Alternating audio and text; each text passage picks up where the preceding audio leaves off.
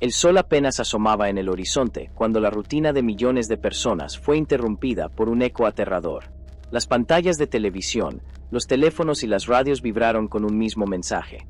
La Tercera Guerra Mundial ha comenzado. No se trataba de rumores, ni de noticias falsas en redes sociales.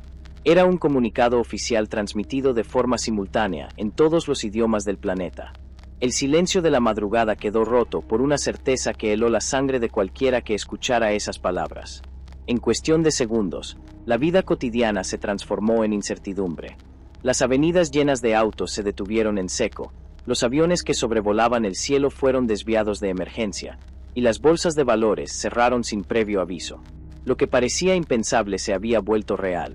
La humanidad estaba entrando en un conflicto global, y nadie podía predecir cuánto tiempo duraría ni hasta dónde se extendería. El miedo no era solo por la guerra en sí, sino por las consecuencias inmediatas que cada familia tendría que enfrentar. El impacto psicológico fue inmediato. Madres abrazando a sus hijos en silencio, jóvenes buscando respuestas en Internet, ancianos que recordaban los horrores de guerras pasadas y temblaban ante la posibilidad de revivirlos. La frase "ha comenzado" no solo anunciaba un hecho, sino que marcaba el inicio de un futuro incierto. Desde ese instante, la historia del mundo se dividía en dos, lo que fuimos antes de ese anuncio, y lo que seríamos después de él. Durante años, las tensiones internacionales habían ido acumulándose como brasas ocultas bajo la ceniza.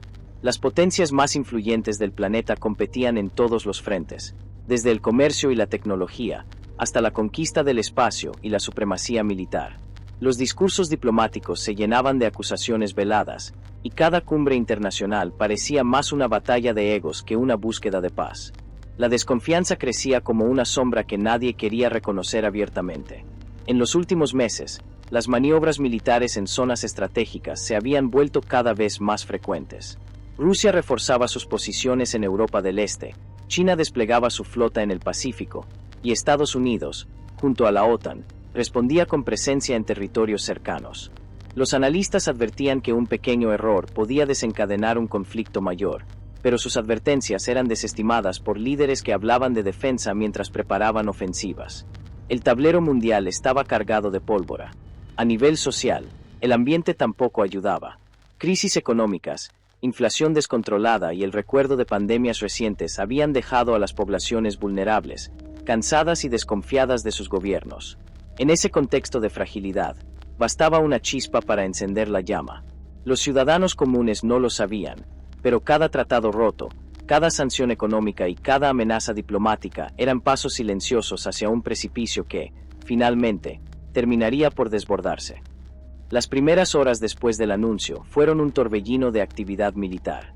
Desde los océanos, portaaviones comenzaron a desplazarse hacia puntos estratégicos mientras submarinos nucleares, ocultos en las profundidades, recibían órdenes de preparación. En el aire, los radares captaban enjambres de aviones de combate que sobrevolaban territorios con trayectorias agresivas, listas para interceptar cualquier amenaza. El mundo, de pronto, se convirtió en un tablero de ajedrez donde cada movimiento podía ser mortal. Las ciudades más importantes quedaron bajo alerta máxima. Sirenas de defensa civil resonaban en capitales como Washington, Moscú, Pekín y Bruselas, mientras la población buscaba refugio en sótanos y estaciones de metro acondicionadas como búnkeres.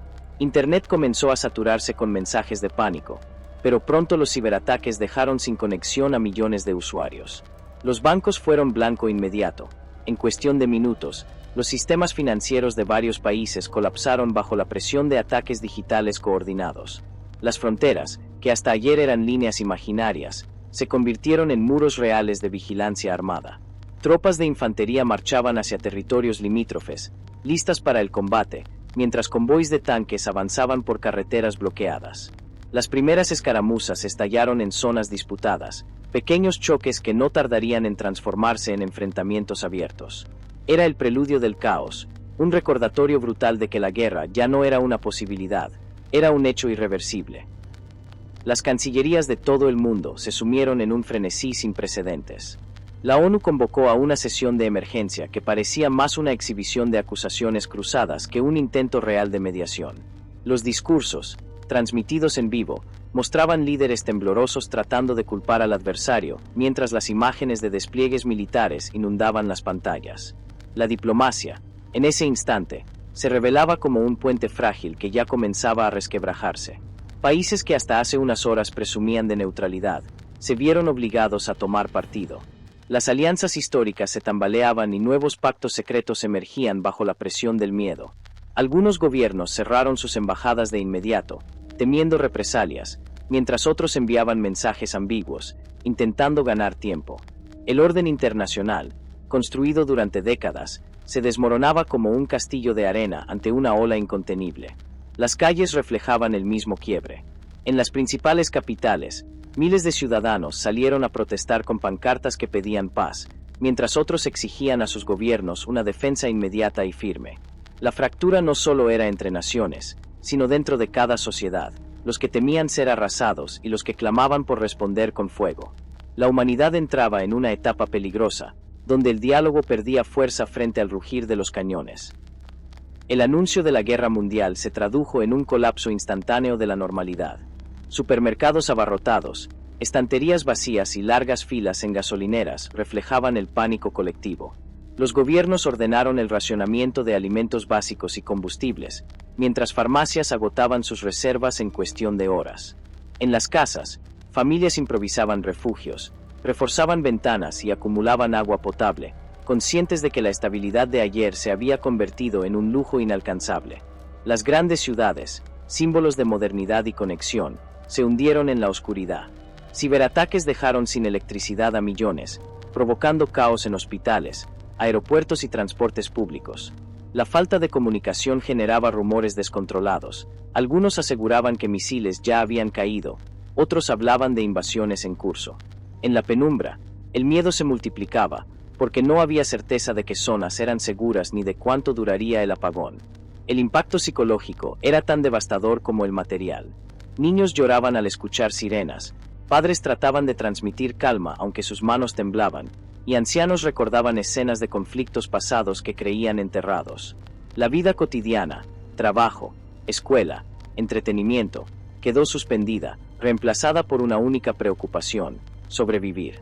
La guerra ya no era un concepto lejano en los noticieros, era una realidad que golpeaba a cada puerta. En los pasillos subterráneos de los centros de mando, la palabra más temida comenzó a repetirse con una frialdad escalofriante: nuclear. Los misiles de largo alcance, que por décadas habían funcionado como símbolos de disuasión, ahora se encontraban en estado de alerta máxima. La posibilidad de que alguno fuera lanzado, ya fuera por error, represalia o estrategia calculada, se convirtió en la pesadilla colectiva de la humanidad. El futuro del planeta podía decidirse con una sola orden. Las cadenas de televisión mostraban mapas con las posibles zonas de impacto, alimentando el terror en millones de hogares. La gente corría hacia refugios improvisados, compraba máscaras de gas y buscaba instrucciones de defensa civil que parecían insuficientes frente a semejante amenaza. El aire se llenó de una tensión insoportable. No era solo la guerra convencional la que preocupaba, sino la posibilidad de un invierno nuclear capaz de borrar civilizaciones enteras en cuestión de meses. El temor paralizaba incluso a los líderes. Las llamadas diplomáticas de último minuto buscaban establecer líneas rojas, pero cada declaración pública sonaba más a amenaza que a negociación. En ese ambiente, la humanidad comprendía su fragilidad. Todo el desarrollo científico, cultural y tecnológico podía reducirse a cenizas en minutos. El miedo nuclear no era solo un fantasma del pasado, era una sombra real que se cernía sobre cada rincón del mundo.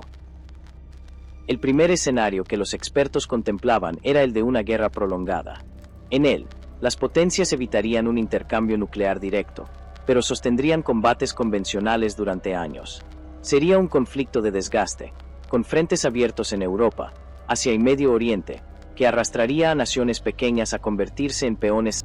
La economía global se hundiría, y generaciones enteras crecerían bajo la sombra de la incertidumbre y el hambre. El segundo escenario era aún más aterrador: un conflicto relámpago. En cuestión de días, las potencias podrían lanzar ataques masivos coordinados, utilizando misiles de precisión, drones y armas hipersónicas. Ciudades enteras quedarían devastadas antes de que la población tuviera tiempo de evacuar.